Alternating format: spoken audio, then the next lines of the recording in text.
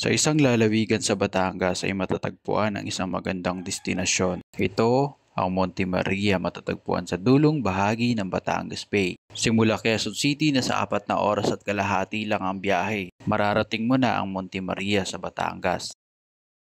Papunta kami ngayon sa Monte Maria, Batangas. Ito yung pangalawang punta ko dito. Kasama ko ngayon si Master Chi at Sir Marky. Dito na kami ngayon sa entrance ng Monte Maria, Batangas. Magbabayad muna kami ng parking fee ng motor. 10 pesos naman ang parking. So ngayon nakapag-park na kami, aakit na kami doon sa taas.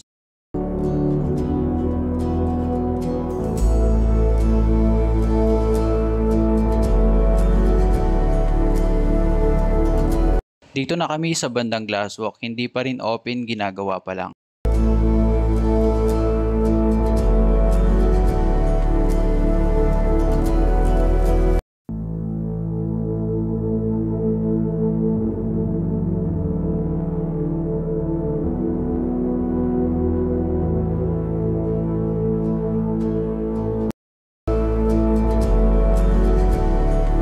Ito naman yung mga capsule hotel. So, ngayon nakapila na kami dito sa elevator para umakyat dun sa kamay ni Mama Mary. Ang entrance fee sa regular, 150 pesos. Senior citizen, student, 100 pesos. 7 years old free. Dito na kami ngayon sa taas. Kung makikita nyo, ayan, napakaganda ng view.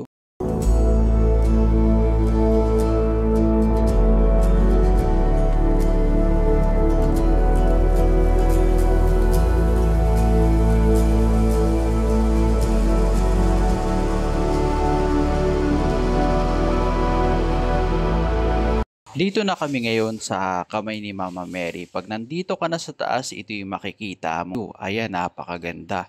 Kita mo rin yung glasswalk sa baba at mga capsule hotel.